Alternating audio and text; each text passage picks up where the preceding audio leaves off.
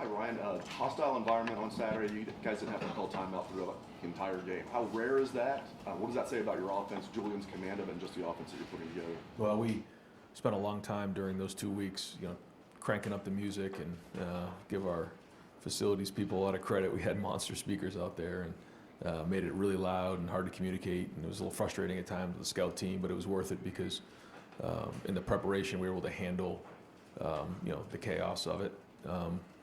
So I thought that was good, but again, always, as a coach, you're always thinking about the things we got to get better at. But I will say that I thought our guys handled the environment well. I do think that there was a reference point for some of these guys coming in. Maybe some of them didn't play last year, but Julian, for example, traveled to Oregon. He traveled to Penn State. He was at all the playoff games, so he knew what that was like. Carson and Luke, both who were involved with all the silent count, had played with the silent count in the past.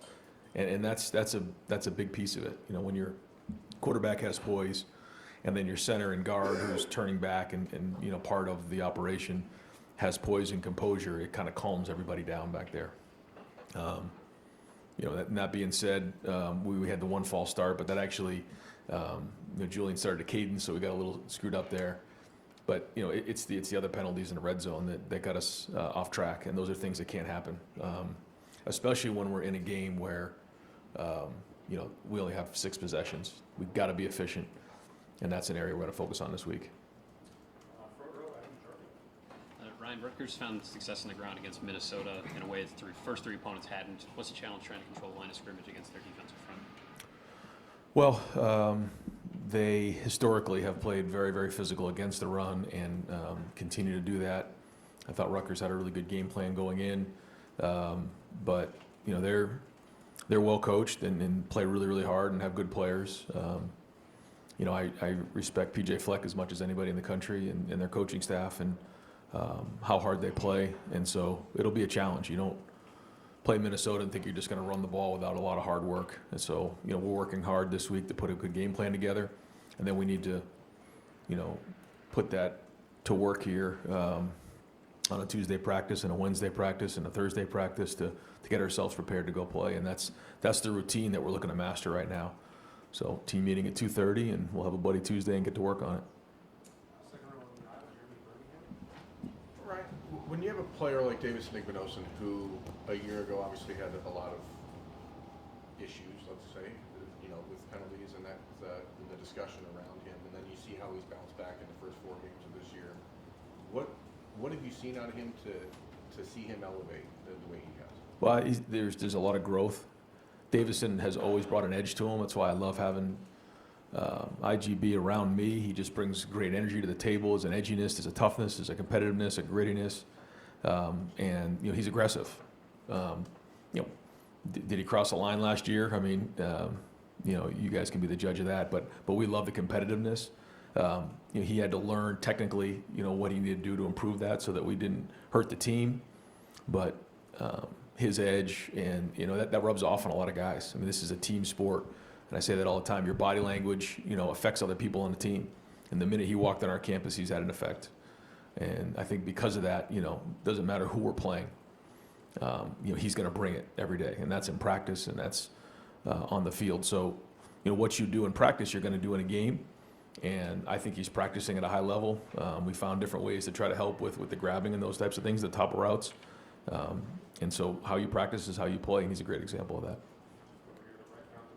Coach, you talked a little bit about SAG, about how the team in general, though, what do you know about your club now 4 games in, especially going into that type of situation, the way they handle it? Well, one of the things this summer we talked about, we got to grow up in a big way, but you're seeing maturity. I mean, there's no way to shake it other than that. You're seeing guys handle themselves well, like pros.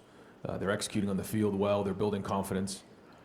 I say all that, and you guys know what I'm going to say. Like, we're not anywhere near where we need to be. We have to continue to get better. We got a lot of work to do, but to play the way that we played up to this point shows maturity, and that was a big emphasis point for us this summer with a team that hadn't had a lot of experience. Guys need to step into roles and play experienced. I think to go on the road and get that is only going to build our confidence moving forward. And those are the type of environments we're going to have to win in in order for us to reach our goals. This one's a whole different. We're back at home. It's a night game. Should be a great crowd, a lot of energy. I think our guys are feeding off of just the energy around the program right now. So different, whole different set of, whole different scenario this week. Last week it was, we leave on Thursday, we get out there for 2 days, which, by the way, I thought our guys handled that well. Going all the way to the West Coast, it's a long trip out to Seattle. I thought the operations, everybody involved with it did a good job here because it was pretty seamless. We had a little bit of an issue getting out, but once that happened, I think it's important for our players to see familiar faces, see some familiar things when they get there, and we have to make sure we eliminate all distractions as coaches and as an organization. I thought we did that, and guys kind of found themselves into a rhythm. I thought we actually got closer over those 2 days. We were able to spend some time in the meal room. We watched that Florida State-Virginia game, and just the amount of camaraderie that was going on and bonding in those meal rooms during that time, I think was good. It reminded me last year sort of the playoff, which was sort of our plan. And then getting back on the plane and enjoying that win on a long flight back was great. So really positive coming out of that. But again, okay, we wiped the slate clean on Sunday like we do. Every time we walk off the field on Sunday, that game's behind us and it's on to Minnesota. And they bring their own set of challenges. But it's good to be back home and back in our routine. Ryan, I remember there being times with Justin and then CJ where you'd say your favorite throws were the ones that they threw away, right. Decision making. Julian seemed to do that maybe more on Saturday than he had in the first few games. What was your evaluation of the decision making process and then signs of growth there, I guess, maybe? Yeah, I thought there was definitely some of those, and there was one in particular on the naked that we got to find a way to throw that one away. We can't take negative plays in a red zone. That's for everybody. But I think you saw one, we tried to move to Jeremiah, came back, it wasn't there. We decided to go max protection with no check down. He had to throw that ball away. I mean, that's a really good decision. We can live with 2nd and 10. We can't be 2nd and 17. I like the way he extended plays. Even on extension where you're running and you're getting 3 yards, 2nd and 7 is better than 2nd and 10 or a sack. And then I thought a big play for him was the 3rd and 17. We got 2-man. He escapes the pocket. Typically nobody has the quarterback unless it's a 3-man rush against 2-man. He's added to the field goal. I think he scrambled for like 12 yards and then shortened that field goal, which adds the percentage of make there. So that's all like really great teaching moments for somebody who has only had 4 starts. And in a game like that, these games are more like the NFL now. And when we're in a game like that where both teams are huddling and the possessions are at a premium, these decisions are critical. So great learning experiences for him, understanding how that works, and for our team in general. Ryan, you guys do a lot formationally, and you've talked before about how football can be cyclical, and you see like some teams going back to 12 personnel and things like that. Do you think there is room for, have you ever considered or would you consider recruiting, rostering a fullback, and maybe even using like a scholarship or rev share spot on a traditional blocking back? Well, I think you're seeing us play with a fullback, quote unquote, in the backfield, but we feel like the skill set can be handled by our tight end body types. Now, if there's somebody that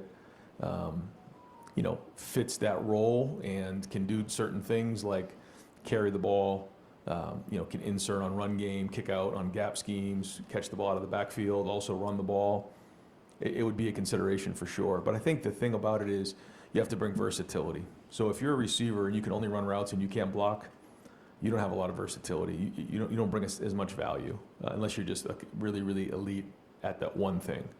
If you're a tight end, you can only block and you can't run routes, or you can run routes but you can't protect, you don't bring as much value, because eventually what teams are going to do is they're going to say, when he's in the game, he's doing this. Same thing with the running backs, like Xavier Johnson and some of the guys that we've had in the past who could do multiple things, bring so much value to the table. And so for me, like if you're a tight end and you can line up in the backfield and do some of those things that a fullback's asked to do, you bring value. If all you can do is line up and do those things as a fullback, you lose value, because now when he's in the game, it's 2 backs. So to answer your question, we're trying to find as many guys who can do multiple things so that we don't get nailed down when teams are game planning us. Philip Daniels will see some familiar faces coming up this week. Where is he through 4 games? You know, he's made great progress.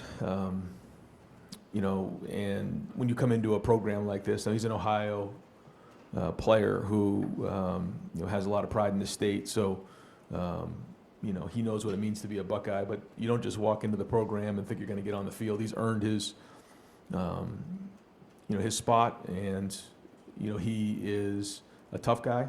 He plays tough. You know, he's right on the edge of it sometimes, which as a coach is great until a flag comes out. Then it's not great. But we love the intensity. We love the passion. We love how hard he plays. He gives us an edge. He's continually working to get better technically in everything that he's doing, and he has a, you know, a higher ceiling even than he's at right now. So you know, he's got to come in here and have a great week of practice, and this will be a big week for him playing against his old team for sure.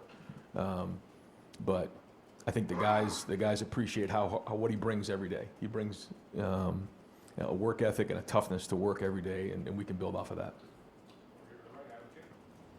There's been a lot of talk about the pace of play on offense, but can it be beneficial for the different ways you guys have found a way to win when it comes? I mean, you only had 6 possessions in Washington, yet you find a way to put the game away in the second half. Is that something new you guys are learning as an offense, kind of moving forward here? Well, I think every week it's important as coaches to look at the game where you're at, and the number one goal is to win the game. And we have to make sure we stay focused on that part of it. But then it's also important for us to take a step back at the beginning of the week and ask ourselves, where are we going? And I think all those things come into play.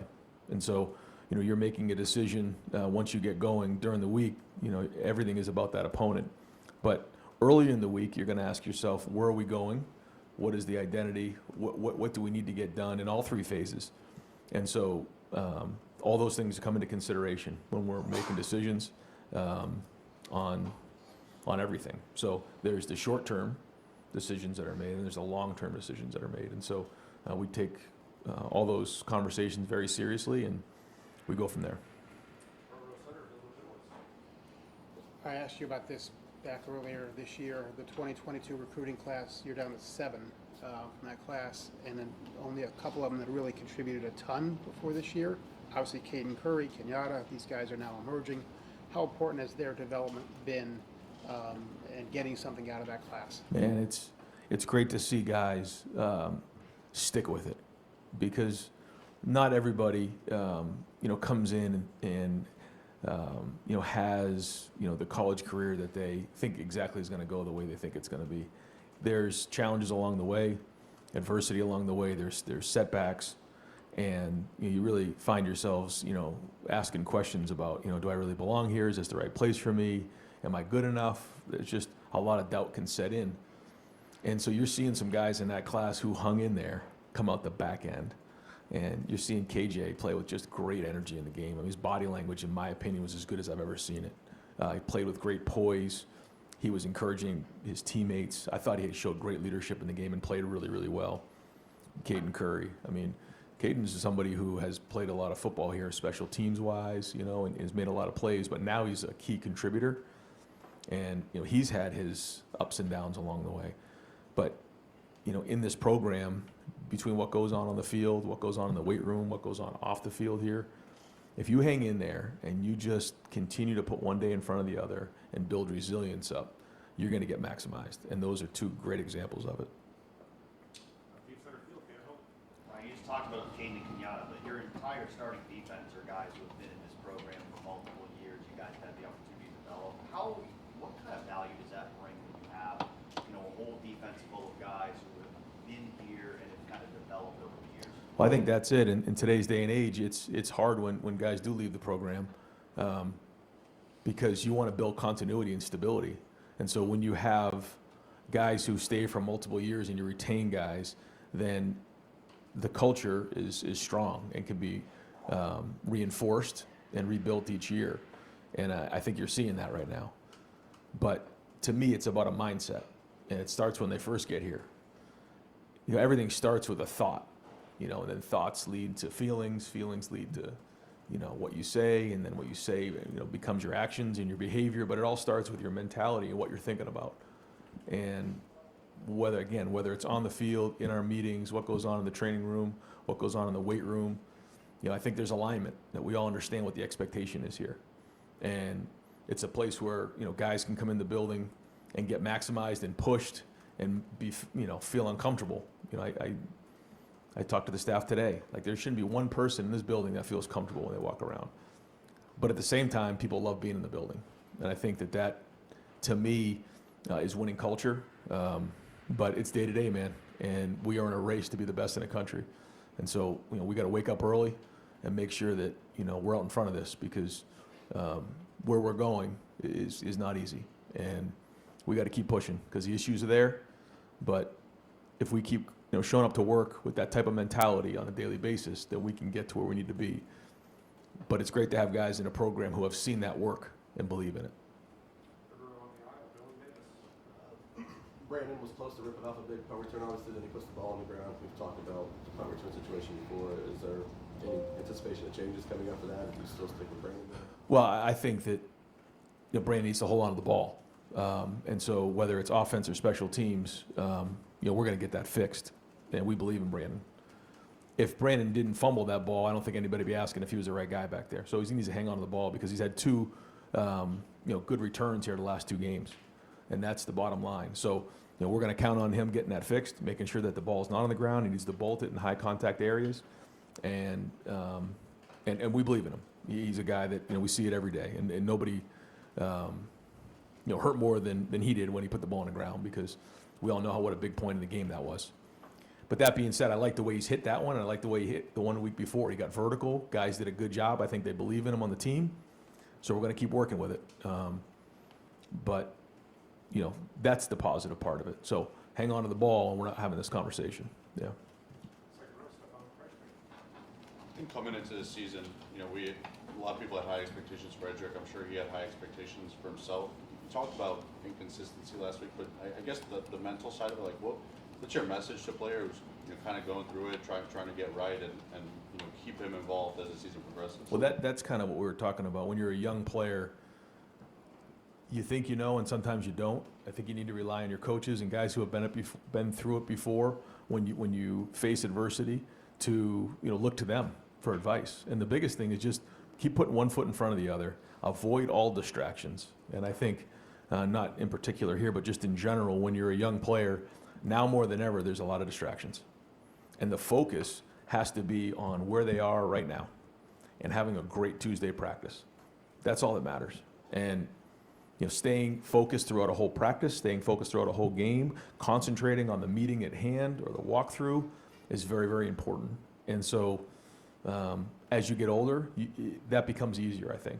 And that's where you can gain an edge against your opponent. So that's just one example. There's a lot of things when you're a young player that you have to continue to work through. But a big part of it is showing up every day and understanding, we say it all the time, that scarlet line that we cross when we walk on the field every day. The game doesn't care what you're going through. The game doesn't care about your feelings. It doesn't care if you're having a good day, a bad day. We had I'm not going to get into it last week, we had a guy who was sick all week. Didn't say anything to anybody. The game didn't care. He graded out a champion. Like, that's being a pro. That was a veteran guy who was, under the weather, but you never felt it all week because the game doesn't care. Once you cross back over the scarlet line, that's why you invest in your faith, your family, and your friends to rely on them to help you through those times. So I would say for a young player that's going through a difficult time, invest in your faith, family, and friends off the field so they can help you through it. But when you get on the field, the game doesn't care, man. You got to show up every day, and that's part of growing up. And but that's the program, and that's part of the resilience of why we continue to work through all these things. And we want to make sure that guys know that they've got a great support group here that's going to help them through those things. But at the end of the day, we got to show up and play.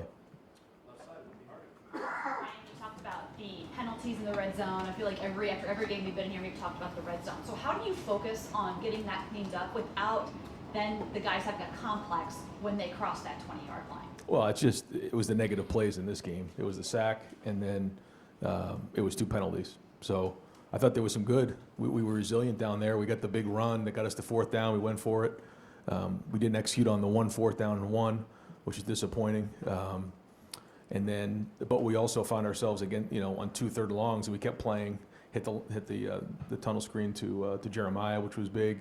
So I mean, there was positives there, but we want to be perfect. We want to score touchdowns every time we get down there. The goal is 75% of our red zone trip should be touchdowns. We can't take negative plays, and so we'll take a look at that and continue to work through it. I thought some of the things that we had down there were good, but when you're down in the red area, it's not easy. You can see, some of the teams we're playing against, in our defense, the challenges they're presenting. And when you only have 6 possessions, you've got to be really good. And understanding that is critical. So we do, and, we're going to keep swinging away at it. Brian, I think Bo's first touch, he was kind of lined up outside, motioned back into the backfield.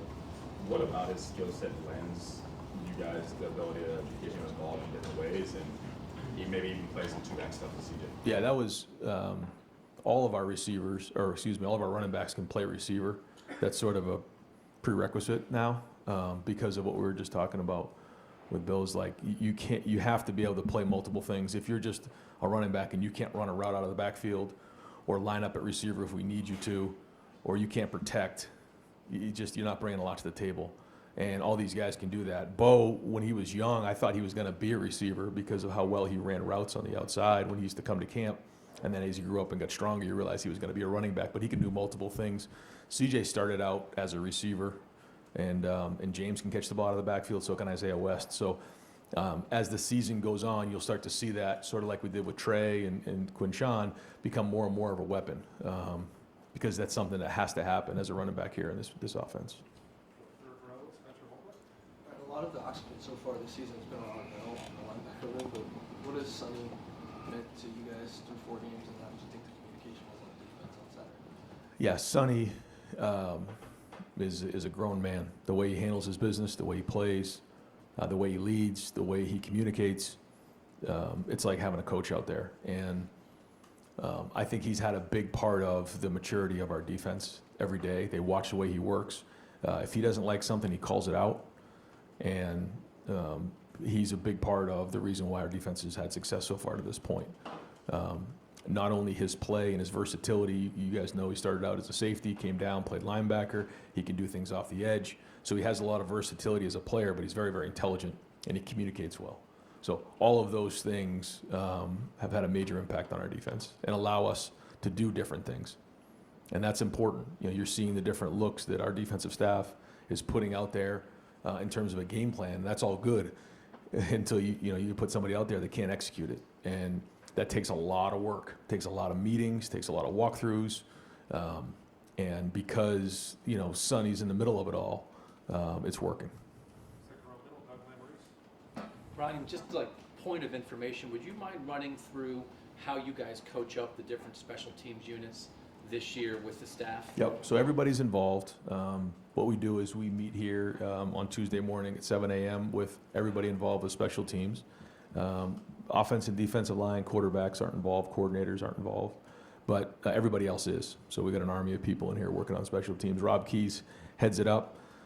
He does punt return. He's sort of the point man there, and then each position is coached up by somebody individually. Then on punt, McArary heads that up, again with a lot of help from different folks. I'm involved with it all. Kickoff return, Nate Ebner, game plans that, gets up in front of the group and coaches that, again with a lot of help. And then James Laurinaitis does the kickoff. So, we have multiple coaches up in front of the group, which I think is good for our team. It's a different voice, it's a different attack, but it's also accountability for everybody. We're all involved with special teams. And it seems like you've been talking a lot about situational football with fewer possessions in the game. It seems like special teams could become even more important down. Huge. How do you feel so far for a month into the season about your special teams? Yeah, I forgot about field goal because Tyler Bowen does the field goal, and then on defense, everybody's involved, but Sam McGrath really helps with that, and I thought they did a nice job, like for instance on the field goal. That was a huge stop in the game. Apparently they maybe saw something on film, and we were able to change that up, but But yeah, those are the plays. You don't make that play and they get the fake field goal and score a touchdown. You never know what happens. The punt return, we fumble, we don't fumble. Who knows what that game looks like? So we're not pleased with the kickoff return getting towards midfield. We're going to get that fixed. That was a misfit. But to your point, every play matters more and more. And so we got to be, special teams have to be an advantage for us. We put a lot of work into it. We got a lot of buy-in in the program through coaches and players. And, so we say our best players play. And if we decide to pull somebody out, it's because we decide to. And then we try to find, young guys to get in there. Aaron Scott's a player who, to me, he made the play that he made in the game through the last couple of weeks.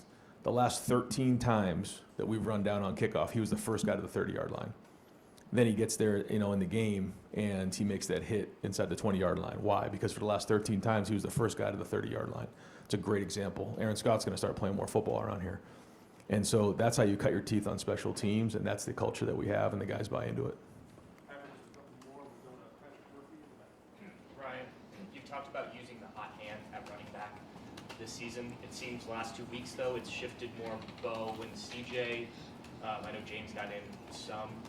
Are you comfortable with that type of rotation? Do you want 3 guys? Does it change game to game? How do you guys evaluate just how that's gone so far? Well, like you said, when you only have six possessions and 60 some odd plays, those reps are valuable, and so there's not as many in that type of a game to go around. I think there's going to be plenty more to go around for these guys, and we need all of them. I think they're all growing in different areas. I think it starts with CJ, who is still figuring out this, this offense and how we do things here and the expectation. And he's growing. He's done some really good things, made some big plays already for us. And so he's got to continue to get better. I think every time Bo and James get on the field, they're sort of doing it for the first time a lot of times. And so, you're seeing the growth from those guys, and they need to play. The more they play, the more you're going to find out about them, and they're going to grow. And the only time as a running back, you got to play. And the quicker they learn, the better their career is going to go. Obviously, a lot's changed in college football, rule changes, clock rule, all those different things. But even before some of those rule changes, you guys had started gradually playing a little bit slower year by year. And it seems to match up with as your defense has gotten better. Like 4 years ago, you were in a situation where you got offensive weapons, but you kind of had to use them every single play. 2 years ago, you're talking about how you're having to get used to winning with your defense, and now here you are winning again 24-6, and you're pretty happy with that. Has that allowed you to not feel so pressurized for your offense to be on every single play and not feel like your quarterback has to have it every single play and he maybe grow throughout the season versus maybe where CJ had to be, where Kyle had to be, because of where your defense has gotten over the past 4 years, you figuring out the coaching staff, you getting the right players in the building and whatnot? Yeah, I hear what you're saying, but no, I feel stressed about being on every single play. I don't know. I know the defense is playing good, but that's not the way it is on a headset or how it is on Sundays after watching the film. We expect to execute at a high level, and when we don't, it doesn't go very well. So, there are certain strategies that we're using for different reasons. I won't get into all of them on how we're attacking some of these games. With, again, kind of what we were talking about before, the short-term goal of winning, and then you have to look at it from a wide lens of where do we need to be at the end of the season. And, we can't, it's such a balance, like we do have to be right now. We have to take it game after game, day after day, putting one game in front of the other, all those things. But at some point you got to look out and say, okay, this is a long run, a bunch of sprints, not a marathon. That's sort of how we look at it. But when you look at it from a wide lens, we have to have a plan on what we're doing. And there's a lot of different things that go into that. But one thing that isn't compromised is the execution. That has to be at a high level. So, we're chasing that, and we need to. I think we had 16 plays on Saturday of over 10 yards. I think that's what it was. And I think it was more like 25 plays over 8 yards or something like that. It was close. When you have 60 plays, that's a pretty good day at the office. But situational things come in, and when you only have 6 possessions, it can go fast. So all those things are taken into consideration, and we're expecting, though, to score touchdowns every time we touch the ball. Do you know what your offense is? This is automatic. This is what we know we're good at, and so now you're kind of poking holes to see what's still, to the point of your bigger picture. The focus maybe is on what do we need to get better at week in, week out versus we know we can do this and we can pull this out of our hat whenever we feel like we need to. I think you have an identity and you have a core of what you think you are, and then you go into other areas to figure out how you can diversify. And I think that's the balance we try to find every week. Last question, Tim. Just a throwaway question. Have you thought about moving Jaden Fielding to gunner on punt return? Well, I think we've had 6 returns, and he's had to make 2 tackles, so that's not a good percentage for the kickoff team. But having a kicker that's willing to do that, what does it do for you? Well, he was special teams player of the week because of it. He and Aaron Scott were special teams players of the week, and he made his field goals here, but then he stuck his nose in there and got him on the ground. When if he didn't do that, Paul would have been past midfield at the very least. So that's why the kickers are involved in everything, mat drills and everything we do in the weight room. And he got run over slow, but he got him down, so that was good. Real quick, Arvell Reese, how would you describe where he's come to at this point, in his career and stuff? And is it a combination of Matt Patricia and James Laurinaitis finding exactly what he can do best and sicking him on people? How would you describe the rise of Arvell Reese? Well, I thought the play that he made early in the game on the spy when Williams escaped to his left out in space, this is a guy, I kind of used a rabbit as an example, trying to chase a rabbit. I mean, he was so quick. And just the way that he was able to twitch, change direction, get him on the ground, it caught me in game. He's got great twitch. He's got great power. And every day he's getting better as a football player. I use the example of when he was at linebacker. When he got here, he went in and played defensive line for a month or 2 months during when he was on the scout team as a freshman. It's a great example of a player who used that opportunity to get better, because now, like you said, coaches can put him up in the line of scrimmage, he can rush the passer because of what he learned in that moment. Where some guys would say, oh, I'm just down on the scout team and now I'm playing defensive end. No, that's an opportunity to learn from. And now he has that versatility, just like on offense, to be able to play it at 2 different levels. And Sonny's an example of someone that's played that can play at 3 different levels. And those are all really valuable, just like on offense. But he certainly has become a huge part of our defense. Yeah, thanks, guys.